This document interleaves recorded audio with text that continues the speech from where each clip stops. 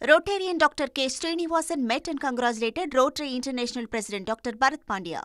வில்லிவாக்கம் தனியார் மருத்துவமனையில் பிறந்து 2 நாட்களேயான பெண் குழந்தை விற்பனை செய்யப்பட்ட சம்பவம் பெரும் அதிர்ச்சியை ஏற்படுத்தியிருக்கிறது. கூடுதல் விவரங்களை எமது செய்தியாளர் சசிதரன் வழங்கிட கேட்கலாம். சசிதரன், இந்த சம்பவத்தின் பின்னணி என்ன? தற்போது விற்பனை செய்தவர்கள் மீது என்ன நடவடிக்கை எடுக்கப்பட்டிருக்கு? சென்னை வில்லிவாக்கம் பகுதியில் பிறந்த 2 நாட்களான பெண் குழந்தை விற்பனை செய்யப்பட்ட சம்பவம் பெரும் பரபரப்பை ஏற்படுத்தியிருக்கிறது. தனியார் மருத்துவமனை மீது அதிகாரிகள் நடவடிக்கை எடுத்து வருவதாக தகவலும் வெளியாகிறது.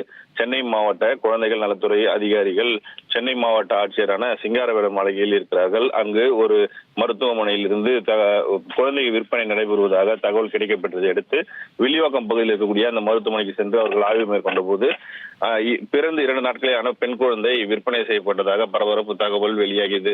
இதனையடுத்து குழந்தையின் தாய் பவித்ரா, இடைத்தரகர்கள் தரம், ஆண்டாள் மற்றும் தனியார் மருத்துவமனை மருத்துவர் மீது 6 பிரிவுகளின் கீழ் வில்லிவாக்கம் போலீசார் வழக்கு பதிவு செய்து விசாரணை மேற்கொண்டனர். இந்த நிலையில இந்த 6 பேர் மீது 4 பேர் கைது செய்து போலீஸ் விசாரணை மேற்கொண்டு வரக்கூடிய நிலையில 2 பேர் ஆந்திராவுக்கு தப்பி சென்றதாகவும் ஒரு தனிப்படை அமைத்து அவர்கள் இருவரையும் பிடிக்க ஆந்திரா போலீசார் விரைந்திருப்பதாகவும் தகவல் கிடைக்கப்பட்டிருக்கிறது.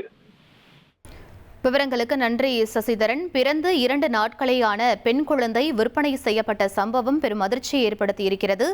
4 பேரை பிடித்து போலீசார் தற்போது விசாரணை மேற்கொண்டு வருகிறார்கள். இவர்கள் மீது 6 பிரிவுகளில் வழக்கு பதிவும் செய்யப்பட்டிருக்கிறது. அது தொடர்பான முக்கிய செய்தியை நாம் பார்த்தோம். Rotarian Dr. K. Srinivasan met and congratulated Rotary International President Dr. Bharat Pandya.